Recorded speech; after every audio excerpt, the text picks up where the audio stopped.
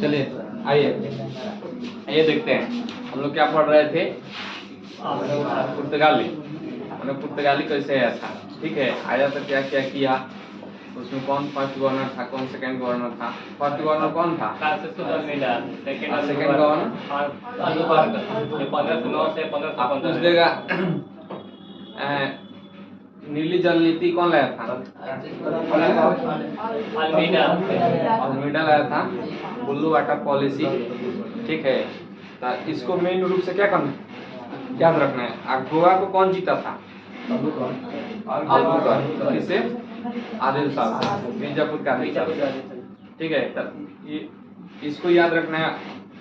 Almeida से blue water policy, Goa को जीता था अल्बुकर्क। इतना कम से कम याद रखना चाहिए, कंफ्यूजन नहीं होना चाहिए। अब देखिए बताए थे पहला गवर्नर था अल्मेडा, और दूसरा का था अल्बुकर्क, और तीसरा का था निनो डी कुन्हा, ठीक है। तो तीसरा गवर्नर जो था पुर्तगाली में निनो डी कुन्हा। हम बताए थे जो पुर्तगाली जो आया था पहले क्या था, यूरोप में जो मसाला के व्यापार होता था पहले स्थल मार्ग से, और जो सागर के समुद्री मार्ग से भी होता था। और क्या हुआ था, तुर्की के उस्मानिया वंश क्या किया था, तुर्कमेनिस्तान के कुछ दुनिया वंश पर अधिकार कर लिया। तो यही एरिया उसके रास्ते में पड़ता था, जिसके कारण क्या किया, सब रास्ते को ब्लॉक कर दिया। अब ब्लॉक कर दिया तो यूरोप के लोग क्या करते थे, मसाला के आदी हो गए थे। जो मांस खाते थे, यूरोप जो ठंडा प्रदेश है, ठंडा प्रदेश में क्या होता है, मांस ज्यादा लोग खाते हैं। और मांस खाते हैं तो उससे उष्मा भी मिलता है, एनर्जी भी मिलता है। तो उन लोग क्या हुआ था, मांस के आदी हो गया था, मसाला के आदी हो गया था। अब तो रास्ता बंद हो गया था। अब क्या करते थे, अरब वासी इंडिया से, इंडोनेशिया से, श्रीलंका से, ठीक है, अंडमान निकोबार, ये सब एरिया, केरला जो एरिया था केरल वाला, इस सब में ज्यादा मसाला होता था। तो इस सब से एरिया से, जो तमिलनाडु वाला एरिया था, इस सब से मसाला को क्या करते थे, अरब वासी खरीदते थे, उधर यूरोप में लेकर महंगा बेचते थे। तो उन लोग सोचा कि अगर इधर से नहीं जाने दे रहे हैं तो कोई दूसरा मार्ग का उपाय कर रहे हैं। तो क्या किया था सब, हम बताए थे कि ये वाला एरिया अगर उत्तरी अमेरिका है और ये दक्षिणी अमेरिका है, और यहाँ पर यूरोप है, इसी के जस्ट इधर साउथ अफ्रीका है, ठीक है। यहाँ पे इंडिया है। इसी तरह से बताए थे, ये वाला क्या है, इंडिया है, लगभग बता दिए। ई हो गया अटलांटिक महासागर। तो यूरोप वाला इधर से तो स्थल मार्ग ब्लॉक हो गया था, पूरा एरिया था इसी रूट से आता था, ब्लॉक हो गया। तो इधर से क्या किया था, मार्ग खोजा था, ठीक है। तो पहली बार आने में इंडिया में सफलता किसको मिला था, पुर्तगाली को, वास्को डी गामा को, ठीक है, 1498। तो उसके बाद से धीरे धीरे ये आने लगा, देखा कि यहाँ का कल्चर है इंडिया के लोग को, और मसाला के जगह ऐसा करते हैं कि यहाँ हम क्या करते हैं, शासन करने लगेंगे। यहाँ उतना समझदार लोग नहीं है, मुफ्त में नया जा सकते हैं। यहाँ के लोग ज्यादातर धर्म में बटा रहता है, देखो करते हैं। तो इसीलिए तो बारी बारी से आया। तो उसी में पहला आया था कौन, अल्मीडा, दूसरा माने गवर्नर के रूप में, दूसरा अल्बुकर्क, तीसरा कौन है, निनो डी कुन्हा।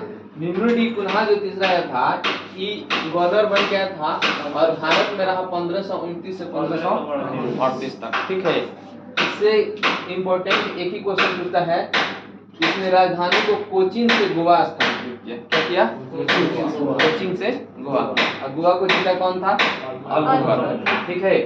तो इस कोचीन से गोवा को इतना ही याद रखना है, 1530। और दो और याद रह गया तो और अच्छा बात है कि बेसिन और दीव, क्या था, बेसिन और दीव। दीव कहाँ पड़ता है, गुजरात वाले एरिया, जिस तरह इस तरह से गुजरात रहता है, यहाँ पड़ता है। तो ये बेसिन और दीव को भी क्या किया था, 1534 में बेसिन को जीता था और 1535 में दीव को जीता। दमन और दीव वही दीव है। हाँ, तो दमन दीव जो है ना, बहुत सारा एरिया में बटा हुआ है। ये द्वीप है, जैसे अंडमान निकोबार हो गया, इनमें समझिए कि एक ही है, इसमें 500 से ऊपर ज्यादा द्वीप है, समझ गए, छोटा छोटा द्वीप है। तो उसी तरह से दमन द्वीप है, जो इसमें छोटा छोटा बहुत सारा द्वीप है, ठीक है। अब देखिए इसमें चौथा गवर्नर जो बन गया, गार्सियो डी नोरोन्हा। कौन था, गार्सियो डी नो रन्हा। बस यहाँ ये चौथा गवर्नर था, ये कुछ खास इससे नहीं पूछा है, बस ये कुछ भी नहीं करता है। इसे अगर याद रखना है तो पूछ देता है चौथा गवर्नर कौन था, गार्सियो डी नोरोन्हा, गार्सियो डी, और उसके बाद याद रखिएगा नो रोन्हा, रोहा याद कर लीजिएगा, अब बीच में नौ लगा दीजिएगा, ठीक है, समझ में आ गया। तो गार्सियो डी नोरोन्हा, ठीक है। अब देखिए ये पुर्तगाली जो था एक कार्टिलेज व्यवस्था किया था, कार्टिलेज आर्मेडा जिसको भी बोलता था। ये कार्टिलेज जो होता क्या था, जैसे बताए थे हम कि जो इंडिया में है,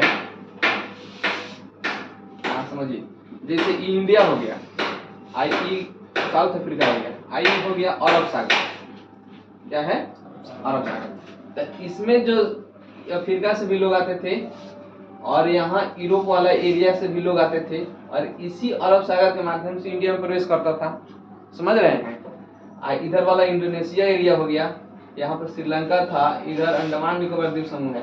तो इसी एरिया में क्या किया था सब कि पुर्तगाली लोग कब्जा कर लिया था पूरा समुद्र में, अपना जगह जगह जहाज से सेना रखता था कि इधर से कोई भी व्यापारी इधर जाता था दूसरा, तो उसका लूट लेता था। यहीं पे क्या करता था, जितना सामान वामान लेके जाता था सब क्या करता था, लूट लेता था। अब ये लूट लेता था, अब मान लीजिए इस पर कब्जा हो गया है तो जबरदस्ती तो लूट ही लेगा, अपना सेना बहुत ज्यादा रखा था, ठीक है। तब क्या किया था, कोई भी व्यापार करता था तो इन लोगों से क्या करना पड़ता था, इन लोगों से परमिशन लेना पड़ता था। अगर इधर से आपको जाना है तो बिना परमिशन के नहीं जा सकते, समझ गए। जैसे मान लीजिए अभी कोई देश से दूसरा देश में जाता है तो परमिशन लेके नहीं जाता है, जिसको पासपोर्ट बनता है, देखते हैं पासपोर्ट या वीजा बनता है तब तो आदमी दूसरे देश में एंट्री करता है। तो उसी तरह से अरब सागर पर पुर्तगाली सब के क्या था, कब्जा था। इधर से बिना इस सब के परमिशन के कोई गया जहाज लेके, तो उसका जहाज क्या करता था, लूट लेता था, पूरा सामान पुर्तगाली ही सब लूट लेता था।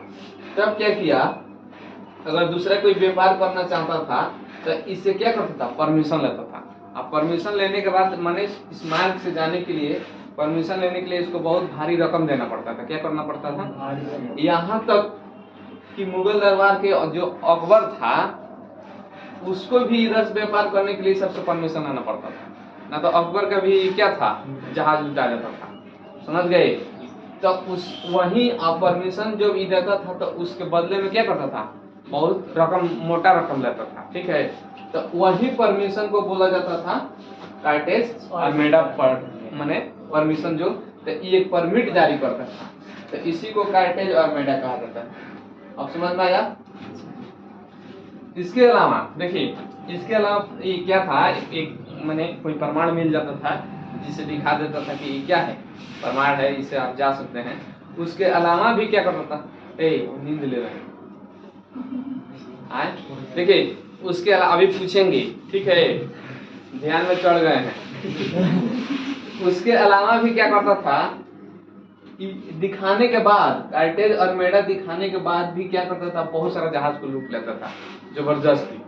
कुछ ना होता है, सेना में भी कुछ बदमाश होता है, सब रूल को फॉलो नहीं करता। उसके अलावा भी क्या करता था, लूट लेता था। तो उसके लिए एक काफिला प्रथा स्टार्ट किया गया। क्या काफिला? अब देखिए काफिला प्रथा है क्या, मान लीजिए कोई दूसरा आदमी इधर से व्यापार करने जा रहा है। अब ऐसा बात नहीं था कि पुर्तगाली केवल व्यापार कर रहा था, बहुत लोग व्यापार करता था, लेकिन इस पर अरब सागर में इसका हुकूमत चलता था, ठीक है। तो दूसरा कोई अगर व्यापार करके इधर जा रहा है, चाहे इधर से इधर चाहे इधर से इधर, तो ये क्या करता था, लूट लेता था। उसके लिए काफिला प्रथा की क्या हुआ व्यवस्था, कार्टेलेज लेने के बावजूद भी, दिखाने पर भी क्या करता था, लूट लेता था। उसके लिए स्पेशल यहाँ से पुर्तगाली जहाज भी उसके साथ जाता था। क्या करता था, पुर्तगाली जहाज भी जाता था कि इसको महीना होता है कि एकदम पहुंचा के तब आएंगे, समझ गए, बीच में। तब उस सब के उसी तरह से पुर्तगाली जहाज भी क्या करता था, पुर्तगाली जहाज के बहुत सारा काफिला रहता था स्पेशल पहुंचाने के लिए। तो वही था ये काफिला प्रथा, समझ में आ गया। मैंने जो अन्य व्यापारी था, व्यापार करता था, उसको समुद्र में कोई लूट माट न करे, इसके लिए वो साथ में जाता था सुरक्षा के रूप में, वहां पहुंचा के फिर चला था। उसके बदले में भले मोटा रकम जाता था, ठीक है, तो वही काफिला पर होता था, ठीक है, तो व्यापारी के साथ व्यापार। अब देखिए, अब जो पुर्तगाली जो था आया था तो इंडिया में कुछ व्यवस्था लेके भी आया था, माने जो आदमी कहीं जाता है तो ना होता है कुछ नया चीज वहां पर लेके जाता है, तो वहां के लोग कहते हैं हम नहीं देखे थे, समझ गए। अभी आप लोगों को बोल रहे खाना बना के लाना है, तो 20 आदमी 20 किस्म के लाएगा, तो किसी का खाना ऐसा हो गया कि हम नहीं आज तक, ठीक है। तो उसी तरह से यहाँ इंडिया का लोग था, तो इंडिया में आलू के देन है, यही पुर्तगाली का देन है। किसका देन है? ये पुर्तगाली भी लाए थे, मध्य अमेरिका से लाए थे। कहाँ से लाए थे? मध्य अमेरिका से पुर्तगाली लोग क्या किए थे? लाए थे। तो क्या उसके पहले आलू कोई देखते नहीं किया। हाँ, इंडिया में आलू तो नहीं था, पुर्तगाली से जो पहले था ना, यहाँ पे आलू नहीं था, उधरे आलू का व्यवस्था था, ठीक है। तो आलू जो इंडिया में देन है किसका है? पुर्तगाली का। तंबाकू जिसको खैनी आराम से रगड़ रगड़ के खाते हैं, ना कहते हैं बन जाए तनी एक क्लियर खाता है तो बोलिए, आए लोग खाता है। हाँ खाता है लोग, आप लोग नहीं खाते हैं, ठीक है। तो इसमें क्या है? तंबाकू को कौन लगा था? इसको खैनी बोलता है लोग, ठीक है। ये लाल मिर्च देखे हैं? आए ये कहावत है कि कौन ऐसा चीज है कि जवानी में हरा बुढ़ापा में लाल तो हो जाता है, तो यही है मिर्च, ठीक है। कोई पूछेगा ना तो बता दीजिएगा। तो ये क्या है? लाल मिर्च जितने सूखता है उतना ही ना लाल होते जाता है, ठीक है। मिर्चा है कि नहीं है? हाँ, तो ये आ गया। तो यानी पपीता किसका देन है? पुर्तगाली का। अमरूद ये क्या है?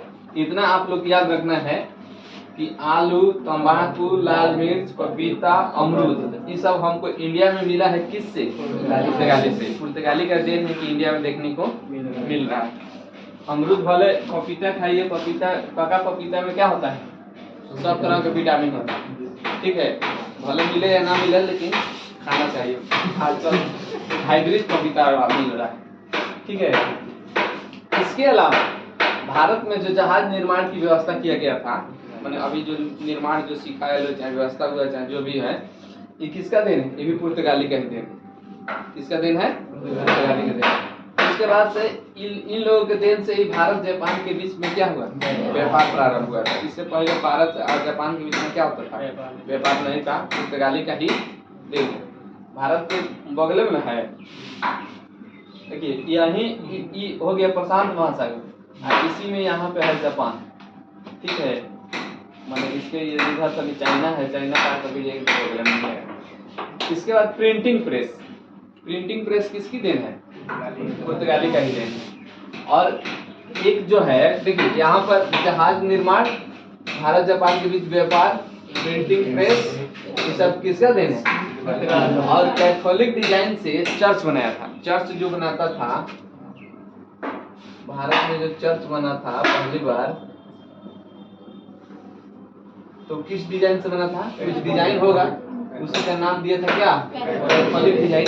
कैथोलिक डिजाइन से जो चर्च बनने के प्रथा हमको मैंने इंडिया में सीखने के मिला है, किससे मिला है? पुर्तगाली से। तो कुछ जगह जहाज बनाने की कला किससे सीखे हैं लोग? पुर्तगाली से। कैथोलिक डिजाइन से चर्च किससे? पुर्तगाली से। प्रिंटिंग प्रेस पुर्तगाली से। अब भारत जापान के बीच में जो व्यापार प्रारंभ हुआ था किसके देन है? पुर्तगाली से। आलू कहाँ से मिला है? पुर्तगाली से। अमरूद कहाँ से मिला है? पुर्तगाल से। और पपीता पुर्तगाल से। लाल मिर्च पुर्तगाल से, या और ये तंबाकू पुर्तगाल से। ये सब देन कहाँ से है? पुर्तगाल से। तो पुर्तगाल से इतना आप लोग क्या करना है? याद रखना। और देखिए जो प्रिंटिंग प्रेस स्टार्ट किया था, तो प्रिंटिंग प्रेस जो स्थापित किए थे जो पहला बार, वो कहाँ किए थे? गोवा में। यानी जो प्रिंटिंग प्रेस पहला बार स्थापित कहाँ किए थे? गोवा में। और देखिए इस क्या प्रिंटिंग प्रेस ही है क्या? प्रिंटिंग प्रेस नहीं समझते हैं? प्रिंटिंग करने वाला जो छापने वाला मशीन है, ठीक है। तो अब देखिए, तो भारत में किसका देन है? पुर्तगाली का। अब देखिए 19 देखिए ये क्या था? पुर्तगाली सबसे पहले आया था यूरोप वाला में, यूरोप में समुद्र के मार्ग से सबसे पहले कौन आया था? पुर्तगाली लोग आया था। अब पुर्तगाली लोग इंडिया में क्या किया था? व्यापार प्रारंभ किया था। आया था 1498 में। तो सबसे पहले आया था 1498 में, ठीक है। अब देखिए आ गया 1961 में। तो सबसे बाद में गया, आया था सबसे पहले, आ गया कब? सबसे बाद में। अब देखिए 1498 यानी लगभग 1500 में आया। 1500 के शुरू में ही आया था और 1961 में गया। तो लगभग 450 बरस। कितना बरस कह रहे हैं आप? 30 बरस। ये 1500 और 1900, तो 400 रुपया के ऐसे ही अंतर हो गया। ना समझ में आएगा ना तो रुपया समझिए, रुपया तो धक धक समझ में आएगा क्या? 61 ही हो गया। तो 61 ही धर 2 इधर यानी 63। तो 463 बरस लगभग क्या हुआ था इंडिया में लोग रहा। अंग्रेज तो 200 बरस था, ठीक है। उसके बाद से वो चला गया तो वो लगभग 200 बरस का था। तो देखिए ये 1961 में क्या हुआ? चला गया। 1961 में ये दमन और दीव और गोवा पर अधिकार था इन लोगों को। तो 1961 में इस दोनों से क्या किया गया? यहाँ से दमन और दीव और गोवा को छुड़वा लिया गया और इन लोगों को कहा गया कि अपना बोरिया बिस्तर बांधिए। देखिए देश आजाद हो गया था 1947 में। 47 में हुआ था ना, इतना तो याद होगा। 15 अगस्त 1947 बचपन से रट रहे हैं। लेकिन 47 के बाद भी 1961 तक ही रहा, ठीक है। उसके बाद से इतना आजाद हो जाने के बाद से भी क्या किया? तब इनको 1961 में इन लोगों को क्या किया गया कि यहाँ से गोवा और दमन और दीव, मैंने देश आजाद हुआ उसके बाद दमन और दीव और गोवा पर था। और उसके बाद से 1961 में इन लोगों को क्या किया गया? यहाँ से खाली करा दिया गया और इस दोनों को बना दिया गया केंद्र शासित प्रदेश। गोवा को शुरू में केंद्र शासित प्रदेश ही बनाया गया था और दमन दीव तो अभी तक है। लेकिन 1987 जब आया तो उस समय गोवा को भारत का 25वां राज्य बना दिया गया। पूछता है 25वां राज्य कौन है भारत का? गोवा। और गोवा को कब राज्य बनाया गया? 1987। और ये आए थे सबसे पहले और गए सबसे बाद। और इंडिया में यूरोपवासी का आने का जो क्रम था कौन है? पुर्तगाली, डच, अंग्रेज, डेनिश और फ्रांसीसी। देखिए आप लोग बीच में याद रखिए अंग्रेज, याद रखना है क्या? अंग्रेज। अंग्रेज के बगल में रखिए डच और इधर बगल में रखिए डेनिश, ठीक है। इधर डच छोटका इधर और बड़का इधर, माने डेनिश 3 अक्षर में है और डच 2 अक्षर में है, इतना याद रख लीजिए। आप पुर्तगाली सबसे पहले आए थे तो इधर एगो बच गया फ्रांसीसी, ठीक है। ऐसे भी याद रखिए प के बाद फ, तो प शुरू से या लास्ट फ से।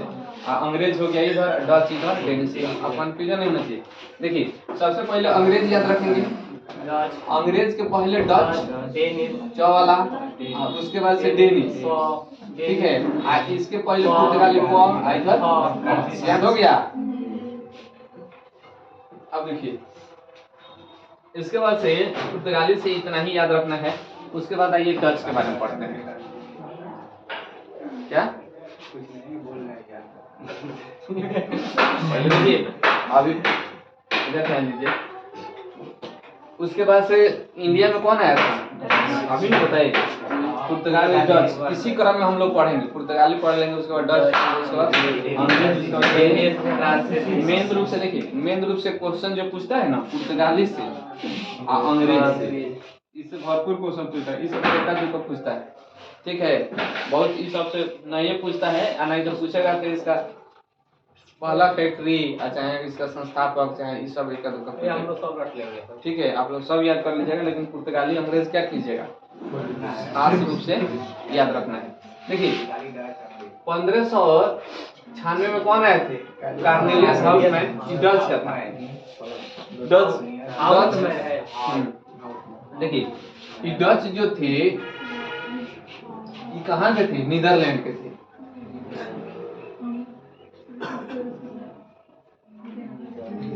नीदरलैंड, इन्हीं लोग कहा जाता है हॉलैंड। हॉलैंड पहले इसका नाम था, या अब हो गया नीदरलैंड, ठीक है। तो इसका राजधानी कहाँ है? एम्स्टर्डम। कहाँ है? एम्स्टर्डम।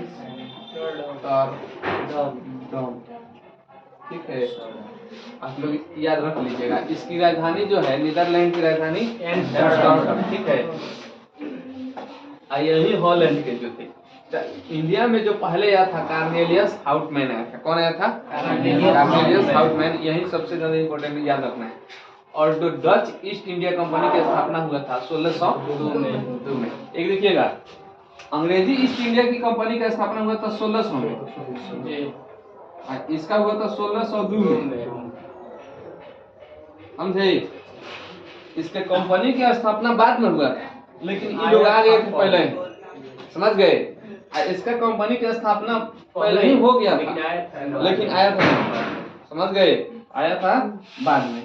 इधर यूरोप वाला लोग पहले ही मोमेंट मिल गया था। जब पुर्तगाल गया था ना, पुर्तगाली कंपनी ऐसा नहीं था जिस तरह सभी मुकेश अंबानी की कंपनी है। कंपनी का मतलब ये था कि 10 आदमी 20 आदमी इकट्ठा हो गया, बोला कि हम लोग जो व्यापार करेंगे, जो पैसा लगेगा हम लोग लगाएंगे, एक ग्रुप बना लिया। समझिए, तो उसी को उस समय कंपनी बुलाया जाता था। क्या? ग्रुप को समझिए कंपनी बोलता था। तो यहाँ पे जो डच ईस्ट इंडिया कंपनी की स्थापना कब हुआ था? 1602। और इसको क्या हुआ था? इसको 21 वर्षों तक अधिकार मिला था। जाओ पूर्वी देशों में आप लोग क्या कीजिए? व्यापार कीजिए। पूर्वी देशों में क्या है कि ज्यादा अभी लोग होशियार नहीं है, उधर जाइए, राज कीजिए। ठीक है, उस समय इसका जो BOD है, बोर्ड ऑफ डायरेक्टर जिसको बोलते हैं, उस समय कितना थे? 17 लोग थे। माने 17 लोग मिल के इसको बनाए थे। समझ गए? तो 17 लोग उन लोगों को डायरेक्टर बुला गए। ठीक है, तो कितना लोग मिलकर बनाए थे? 17। अभी जब एक डच ईस्ट इंडिया कंपनी की स्थापना हो गया, उसके बाद से इंडिया में आए तो 1605 में पहला फैक्ट्री बनाए थे मसूलीपट्टनम। कहीं मसूलीपट्टनम भी देता है। ठीक है, तो ये कहाँ बनाए थे? आंध्र प्रदेश में। पहला बार जो डच लोग थे इंडिया में कंपनी की फैक्ट्री बनाए थे। कहाँ? फैक्ट्री का मतलब कि एक जगह ले लिए लोग, वहाँ सामान इकट्ठा करते थे और वहाँ से फिर ट्रांसपोर्ट करते थे। समझे? तो उसी को फैक्ट्री बोलते थे। इन्हें एकदम इंडस्ट्री बैठा दिए, मशीन बैठा दिए, जनाधन प्रोडक्ट निकल रहा है। नहीं, वैसा नहीं था। ये क्या था? पहला फैक्ट्री कहाँ? और 1605 में ही जो डच थे ये आए थे, तो इन लोगों को पता चला कि इंडोनेशिया वाला एरिया है, इंडोनेशिया जो साउथ इंडिया के बगल में है, इंडोनेशिया तो आप लोग जानते हैं, तो उस समुद्र में ही लगभग क्या है, चारों तरफ से घिरा हुआ है। तो वहां पे मसाला के मेन क्या था? सेंटर था। तो वहां पर भी पुर्तगाल लोग क्या किए थे? तो वहां से मसाला व्यापार करते थे। तो इन लोगों से कोई कह दिया कि सबसे ज्यादा मसाला अच्छा मिल रहा है कहाँ से? इंडोनेशिया से। ऐसा कीजिए, वहां के पुर्तगाली लोग को साफ कर दीजिए और यहीं पे अपना क्या कीजिए? पकड़ बनाइए और यहाँ से व्यापार कीजिए। इन लोगों के दिमाग में सेट हो गया। ये क्या किए? इंडोनेशिया गए और इंडोनेशिया में पुर्तगाली पर हमला कर दिया और वहां से उन लोगों को क्या किया? भगा दिया या खदेड़ दिया और इंडोनेशिया पर अधिकार कर लिया। और अधिकार कर लिया और वहां से क्या किया? मुख्य रूप से जो मसाला का केंद्र था वहां से मसाला व्यापार करने लगा। तो पूछेगा इंडोनेशिया पर अधिकार, इंडोनेशिया ये पुर्तगाली को कौन भगाया था? ये क्वेश्चन एक बार पूछा था इसी में, कौन बनेगा करोड़पति में, 1 करोड़ का क्वेश्चन था। ठीक है, यही क्वेश्चन हम भी उस समय नहीं जानते थे, तो उस समय मैंने फिर बताया तो सीखे क्या। हाँ, पहले अब पढ़ लीजिए ना, तो अब जाइएगा कौन बनेगा अमिताभ बच्चन का, कौन बनेगा करोड़पति, जानते हैं ना है क्या? पहले तो उसमें जाइएगा तो 4-5 लाख 10 लाख आराम से जीजिएगा, इजी क्वेश्चन पूछता है। उसके बाद धीरे धीरे क्या इजी नहीं पूछता है। आप लोग नहीं देखे होंगे, इसका मतलब हिस्ट्री पढ़ लीजिएगा ना, करंट पढ़ लीजिएगा ना, तो 5 करोड़ रुपया जीत के चलाइएगा। तो वहाँ पर पहले जाना ना बहुत टफ है, सबको थोड़ी लकी नियम है, रोज मैसेज करना है, उसमें से पूरा लोग में से 10 आदमी को सिलेक्ट करेगा। तो क्या जरूरी है आपका आएगा कि ना, अब आएगा कि ना आएगा, तो आजियो से रोज मैसेज करें। समझे? एक बार हो गया तो 5 करोड़ आ जाएगा। उसके बाद 5 करोड़ मिल जाएगा। देखिए, पैसा मिल जाएगा, उसके बाद उसको अच्छा सीरीज कीजिएगा, तभी पैसा मिल जाना ही बड़ी बात नहीं होता है। आप देखिएगा मोतिहारी के सुशील कुमार जीता था, नाम सुने होइएगा, सुने हैं लोग, नहीं सुने हैं? उस समय 5 करोड़ मैक्सिमम था, वो 5 के 5 करोड़ जीत गया था। ठीक है क्या? हाँ, पहला बार वह 5 करोड़ जीता था, ये अपना चंपारण के। ठीक है, तो बहुत नाम हुआ था। मान लीजिए पूरे इंडिया लेवल में कोई चंपारण के वो जीत के आएगा तो नाम नहीं होगा, बिहार में पूरा हल्ला हो गया था। अब उसके बाद से वो पैसा क्या किया, काज ने कैसे कैसे खर्च किया, वो रोड पे आ गया। ठीक है, तो पैसा मिलना बड़ी बात नहीं होता है, पैसा को इकट्ठा कर लेना, बचा लेना बहुत बड़ी बात होता है। सब किसी से पैसा नहीं रोकाता। अभी पैसा आ जाएगा तो कोनो हेने उड़ाएगा, कोनो बुलेट खरीद लेगा। चल रहा है साइकिल से, अब पैसा आएगा तो बुलेट पे चढ़ेगा। ठीक है, 4 डेग जाना था, रोज 3 किस्म के चश्मा रखेगा, कभी ही चश्मा पहन के, कभी चश्मा पहन के, फैमिली तो कभी पैसा को तनी हिसाब से रखना चाहिए। सुनिए,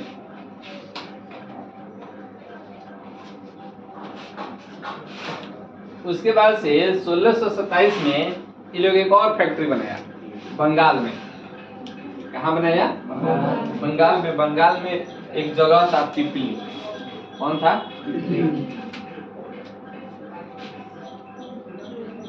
तो बस पूछेगा कि बंगाल में ये फैक्ट्री स्थापित किए थे कहाँ? पिपली। ठीक है, 1627। 1653 में चिंसुरा में भी क्या किए थे? एक फैक्ट्री स्थापित किए थे। ये जो हुगली नदी के किनारे, ये भी बंगाल में है। तो बंगाल में पहली बार स्थापित किए थे कहाँ? पिपली। अब उसके बाद दूसरी चिंसुरा। चिंसुरा कहाँ है? हुगली नदी के किनारे। हुगली नदी कहाँ है? उसके बाद से देखिए, ये लोग क्या किए थे? स्वर्ण सिक्के चलाए थे। पहली बार ये लोग मॉडर्न इंडिया में बताए थे स्वर्ण सिक्के। स्वर्ण सिक्के कौन कौन जारी किया था? हिंदी यूनानी। हाँ, ये मेडिएवल भारत में कौन? मोहम्मद बिन कासिम। उसके बाद मॉडर्न हिस्ट्री में जाइएगा तो डच लोग। ठीक है, एंशिएंट में हिंदी यूनानी सबसे पहले। अब उसने भी पूछ देगा एंशिएंट हिस्ट्री में शुद्ध स्वर्ण सिक्के कुषाण शासक, सर्वाधिक स्वर्ण सिक्के बताए थे ना। ज्यादा से ज्यादा सोना मिल जाए तो गुप्त रखिए, शुद्ध रखना है तो पूछताछ का शुद्ध कर दीजिए। ठीक है, ये कहानियां याद आया होगा आप लोगों को। चलिए, अब मॉडर्न हिस्ट्री में सोना का सिक्का कौन चलवाया था? यही डच। डच लोग मेन रूप से व्यापारिक, इन लोगों का मेन उद्देश्य था व्यापार करना। ठीक है, बाकी लोग का था कि शासन करना, लेकिन इन लोगों क्या था? व्यापार करना। तो व्यापार के ही उद्देश्य से ही रहते थे। तब पूछेगा मेन रूप से व्यापार का मेन उद्देश्य किसका था?